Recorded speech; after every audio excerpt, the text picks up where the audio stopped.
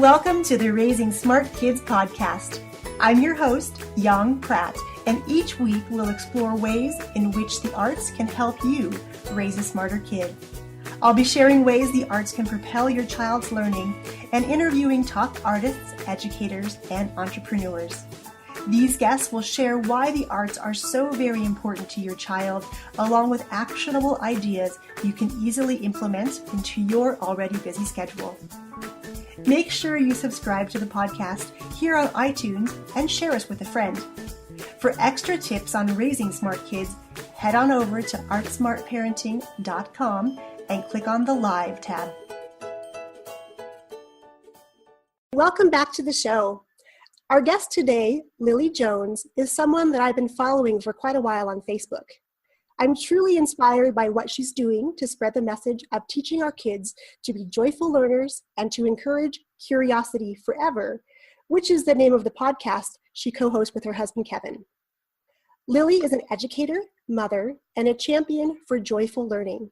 She is the founder of CuriosityPack.com, where she uses her teaching expertise to create activities that inspire kids to love learning. Holding an MA in education from UC Berkeley, Lily has been a kindergarten and first grade teacher, instructional coach, curriculum developer, and education consultant. Believing that education starts at home, Lily loves to support families to learn, play, and grow together. Welcome to the show, Lily.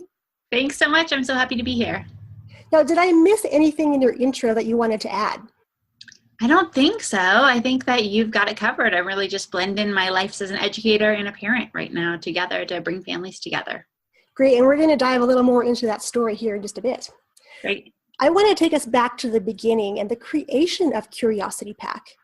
Let's talk about the how and why, and for whom did you create Curiosity Pack?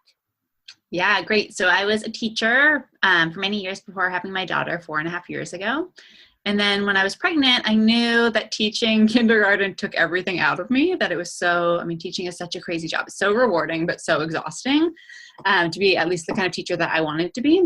And so I knew that I thought that I wouldn't be able to go back to full-time teaching while having a newborn, but I definitely wanted to be involved in education and stay just committed to helping kids love learning.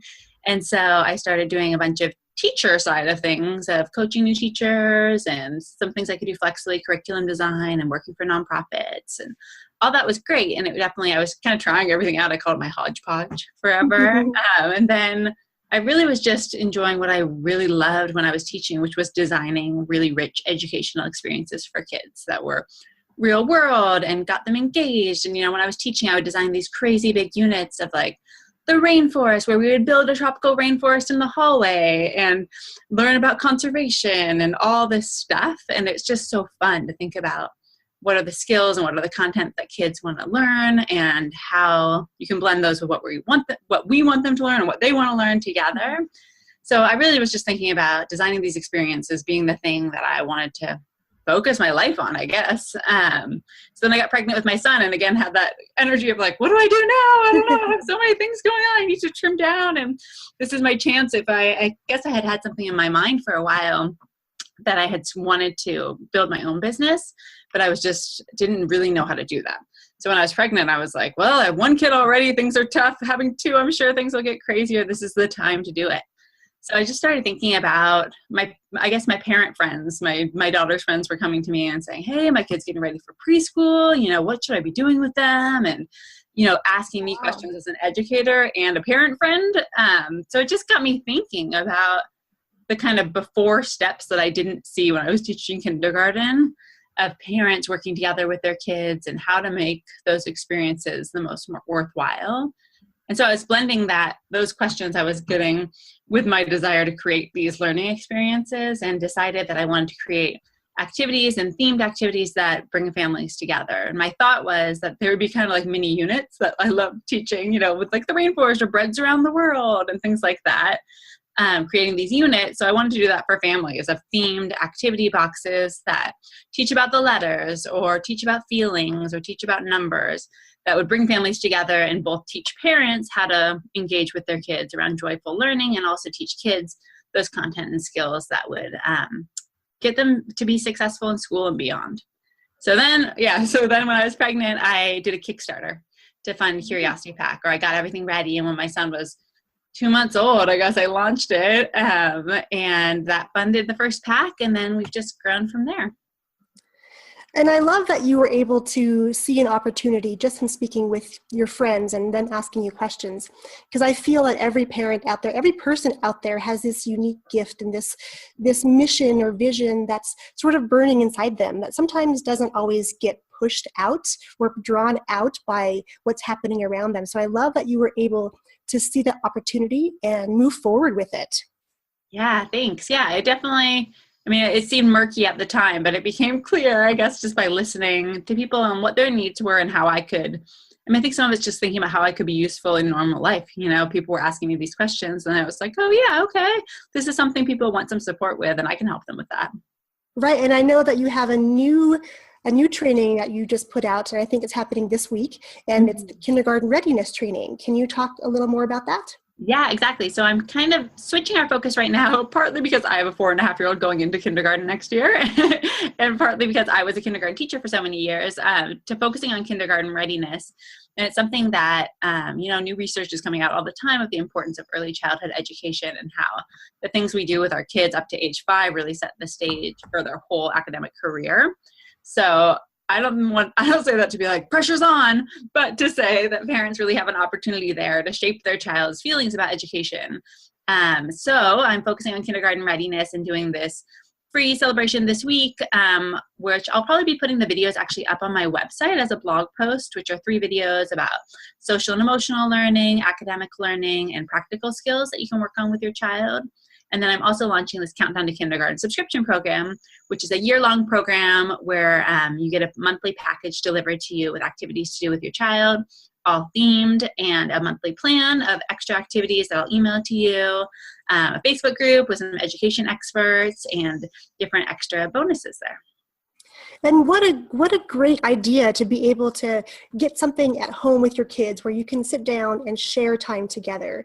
Because I remember when my kids were little, I knew that I wanted to do something with them, but there was a lot of internet research that I would do. And, all the information I found, one person said this, one person said this. And I kind of felt like, gosh, I don't know really what I want to do with them. So how lovely for parents to be able to every month get a very directed package, and they can use that in lots of different ways to be able to engage with their kids. And like you said, set the tone for what their educational experience is going to be like. Exactly. I know parents are busy, that we don't want to spend our free time searching Pinterest and searching the internet for these activities and then putting them together. You want to spend your free time really making the most out of your connection with Exactly. As fun as sometimes those things are to sort of lose ourselves in the world of Pinterest and beautiful images, yes, it's definitely a much more valuable use of our time if we can engage with our kids and get them excited. And like you always say, keeping them curious. Because I feel like sometimes schools, they try to help kids be curious, but they're mandated by lots of rules and regulations. So the ability to be creative and curious, I feel sometimes isn't really supported in a school setting. Exactly. And I can say as a teacher, it's really hard just having so many kids to be, one of the things I think is so important is for kids to become self-directed learners, to really feel like they can go after anything they want to learn, and have those skills, those learner skills, I call them, to just be able to figure anything out. And as a teacher, it can be hard sometimes because all kids are interested in different things and at their own paces, and to really foster that. So I think when parents can step in and help develop those skills, it not only helps kids be successful in school, but also just in life. I agree. And I want to touch on something you said about being a self-directed learner. Can you talk a little bit more about what that means and how parents can really prepare their kids to be more self-directed? Exactly. So when I think about self-directed learning, I think about skills more than content. So what I mean is developing these learner skills where kids can feel like they can be curious about something. It's kind of, I also talk about something called the cycle of inquiry, which is you ask questions and then you wonder about them and you investigate them and you find your answers and then you reflect on them. And it's just this cycle over and over again. And that's kind of what it is to be a self-directed learner, is to be able to go through the cycle on your own. So let's say, my daughter's obsessed with the presidents right now, of all the US presidents. It's so bizarre. She just found a poster and it's cool. She knows more than I do now. But she's like, okay, I'm learning about the presidents. And then she's like, oh, well, okay, I'm going to come up with these questions. She does it quite naturally. She's 4. She's like, oh, I wonder, which one of these presidents have died, or which one of these presidents lived in the White House, or whatever. And then being able to investigate those questions. So as she gets older, or even now, teaching kids where to find information, that they can ask questions to other people. They can look in books. They could go to the library. They could do internet research. And along with that, some of this grows as kids get older, of being able to do critical online research, of finding trustworthy sites, and doing some critical reading, and realizing that not everything you read is truth. All that stuff that are skills that we need, both, whatever you're investigating, whatever content you're working on, and in the world. So finding that information, and then really reflecting on your learning. So thinking about, and this is the part that as a teacher, I always, kind of forgot sometimes. And as a parent, it's hard too, to really think about this reflection piece, is thinking about how you learned what you learned. So at the end of learning about presidents, thinking about, wow, think about all the things you learned about presidents. How did you learn it? What was hard? What was easy? Where was the best place for information? Was there anything that was surprising or confusing? And really synthesizing that information so that the next learning experience the child comes into with some background knowledge. Yeah, and that's such a great tool to teach kids, because I feel like, we're talking about diving online and using technology to help them discover information. Do you feel like sometimes technology gets in the way of being creative or curious? Yeah, I think that it can. I think it can, in that sometimes it makes us feel far removed from the natural world or the world around us, of thinking about like, oh, I could look online and see all these rocks instead of going in the backyard and seeing all the rocks. So I think that, I think it can start anywhere. I'm not to say that you can't be curious about something you find online, but I think that the best ways I've seen technology used is when a real world problem or question comes up, and then you use technology to get that information to research it. I use it all the time. It's like ridiculous how my kids are just like, look it up. Something that I never had as a kid, it's like, we couldn't just look it up right away. But it is like, we found a bug in the backyard yesterday and we didn't know what it was. And so we looked it up, and we looked at different pictures of the bugs, and we, they did some critical thinking of like, oh, well, this one has green and this one has a little bit of orange over here, so I don't think it's this one. And that way, I think technology is a great tool just for getting that information that maybe would be 10 steps away otherwise. Right. But I think the way it can get in the way of creativity is by by kind of preventing these spontaneous learning experiences that might happen just through exploration and play away from a screen.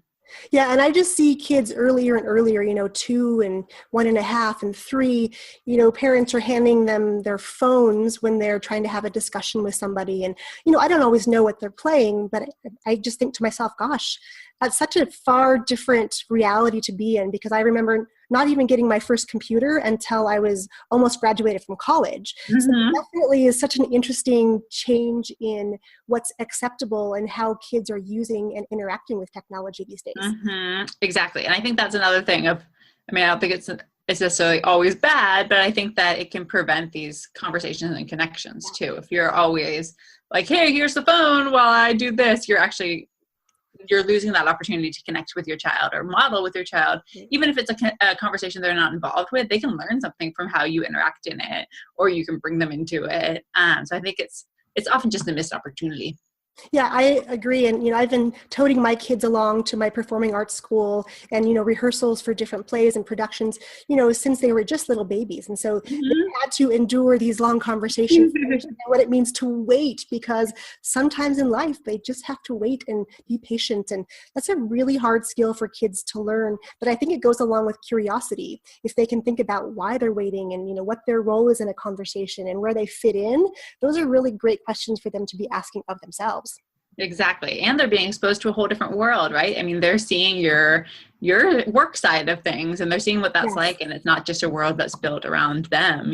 There's a whole world out there of lots of different things to explore. Absolutely. And I know I have 2 kids now, and both of them are really curious and very, very keen to take this entrepreneurial journey. So I think that's kind of fun. And you're modeling that for your kids as well. They see you being able to change lives and affect people and be able to really help them on a, in a really big way, and not just sort of, you just put out information, but you're actually really helping them change their lives and change their kids' educational experiences forever. Thanks. Yeah. I mean, that's my greater goal is to help. Yeah, I mean, I think that's why I went into teaching, to try and just, I mean, it sounds trite, but to change the future, to get kids who are critical thinkers and who have empathy and care about each other and are curious about the world. They're the kind of adults I like talking to. Absolutely. And I have such respect for teachers. I mean, they have so much on their plates, and they work tirelessly to give these kids unique opportunities. And I'm so grateful for the teachers that we've had, but I know it has to be so challenging with bigger class sizes and more being demanded as far as testing. Gosh, they just have so much. And we wouldn't be where we are for sure in our world if they weren't doing what they did every day. So to all you teachers out there, we definitely thank you for everything that you do. Yes, I thank all teachers too. Absolutely. So Lily, as a parent, why is it important for us to be creative with our kids? Wow, so many reasons. I mean, I think not mostly. One reason is to model what creativity is and to show kids. I mean, I like to show my daughter what I'm writing or what I'm doing, talk about what I'm making or draw together, and just show her how to be creative, how to express feelings in different ways. I think one of the main things is just getting these multiple ways of expressing your thoughts and your feelings, so that you can choose different ways for different purposes. That sometimes you might feel really upset and do a crazy angry drawing, or sometimes you might write a letter to a friend because you're really happy, or you might put on a play to show what you learned about the presidents, or, giving kids these multiple opportunities to think creatively, I think is valuable just in expression and also in problem solving. That when we solve problems, the best problem solvers think about things creatively. That it's not, I mean, even I always think about math. It's not like math, there are problems that are correct, right? It's 3 + 3 = 6 and 2 + 5 = 7. We can't argue with that, but there are so many amazing creative ways to solve math problems. Mm-hmm. There are ways you can solve those problems a ton of different ways with materials, doing 1 + 1 + 1 + 1, putting 2s together. There are so many different ways to think about things. And I think that builds problem solving, and it gets kids to see multiple perspectives of things, all skills that are just great to develop. Yeah, that's amazing too. Having the multiple perspectives is so important, I think. And I know in schools with my kids, I struggle with this a little bit, because sometimes, like in math, as you say, there's definitely more than one way to solve a problem. But a lot of times they're required to solve it in the one way that they're taught in classrooms. And I get a little bit anxious about that for my kids, because like you, I want them to know that there's many ways to be able to get to the end point. And it's not just one, even though they're only being taught the one. Mm-hmm. Totally. Yeah. I mean, I think part of it is learning the one way. And before you can, I mean, I don't know, there's different schools of thoughts. I think that in terms of math, it's hard to go against like what's being taught in school. And if they're supposed to master, the standard algorithm of subtraction, then great. Sure. If they can master that. But I think that this is maybe getting too teachery, but with math, it's important to develop what's called number sense, which is being able to think flexibly about numbers. And in general, the thinking is like, once you have strong number sense, you can really understand all these different approaches really well. So I think that if maybe for a parent side of things, like if this one approach is being taught in school, then just, I would say, introduce the other approach. But and tell your child, like in school, they want you to solve this problem this way, but there's also these other ways. Let's try and figure out why they work and really get at the why they work, rather than just confusing them with like many different algorithms. Right. I talk to a lot of parents, and a lot of them tell me, I'm not very creative. I don't know what to do with my kids. And I know that not to be true, because people, like you said, are creative in multiple ways. And, some people are really good at seeing a situation and being able to discover a solution. Some people have to be hands-on and discover a solution. So what would you tell parents if they have this belief in themselves that they're just not creative? Mm-hmm. Yeah. I mean, I think starting with what you said of, it feels like the word creative is limiting to them in some way, and that they're not thinking about it with a a bigger worldview of we're creative all the time, of figuring out what you're going to pack your kids for lunch. That's creating a meal plan, we do all these things all the time. So I think the first step is just embracing, like you said, that we are all creative. And then I think, I really honestly would just go back to wondering with your child and modeling, being curious about the world is the first step to creating something, creating a solution, creating a way to express it. So really getting in those experiences where you kind of free yourself up to admit that you don't know everything and can ask questions, and then create things with your child and get messy and play. And I think some of it is maybe it's kind of like thinking about that word creative feeling constricting, or like, oh, I'm not that, or I'm not an artist, or I think we get into this idea that when we're parents, we have to be so serious and we have to know everything, and our kids come to us for answers. And I don't think that's true. Nobody knows everything. Yeah. And our kids also, they come to us for limits and boundaries and nurturing and food and shelter, but they also come to us to play with and to learn what it's like to be a creator and to be joyful, So I think all of that kind of goes in one for me. Of when you're creating, it's really an opportunity to let go of some of those boundaries and to hopefully gain some freedom of expression and wondering with your child. And I have to say, as a parent, being able to just let go of things and not think about the stressors of everyday life and go in the backyard and just look at the clouds, or go watch the chickens that we have in the backyard, or do something that's just not in the routine. I feel like that's sometimes so freeing as a parent, just to disrupt the everyday and do something spontaneous. Yeah, definitely. I think some of it's just giving ourselves permission to do that. And to just not feel stress about it. I think that it's important not to be like, oh, I'm not creative, I need to be creative. That just widening your view of that, and then just playing and letting what happens happen. Yeah, absolutely. Well, here on the show, we're really passionate about the arts and using the arts to help parents raise smarter kids. Why do you feel that learning through the arts is so important? I think it's super important. I think that in schools and for parents, it's so important because, kind of like I said before, getting these multiple ways of expressing your thoughts and your feelings, no one way is better than the other.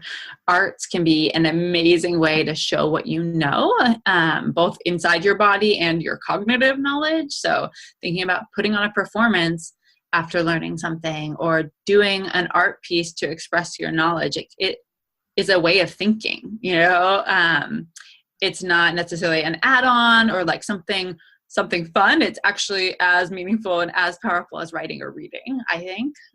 So I think if you think about it that way, that we want to develop these ways for our kids to express their feelings and express their thoughts and knowledge, it's just another way. It's, learning about the world through math, through art, through reading, through writing. They're all kind of connected. But I think that that's so important for kids to see that, and to see models of how artists are expressing themselves, both their feelings and their thoughts, thinking about an art piece about a political statement, or about a historical point in time, or something like that, for kids to just see how artists use art. It's not just craft. It also can be a real expression.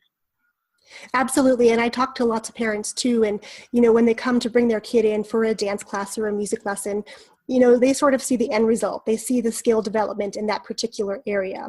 Whereas we approach it from an area of, what we're teaching them in our classes are these life lessons. They're learning about how to be a great leader. They're learning about what it means to be part of a team, what it means to contribute, how, what their role is in certain situations. So they're learning all of these great life skills that, they might be able to learn them somewhere else. But I feel like in the arts classroom is a place where, like you said, they get to really freely express who they are and who they want to be.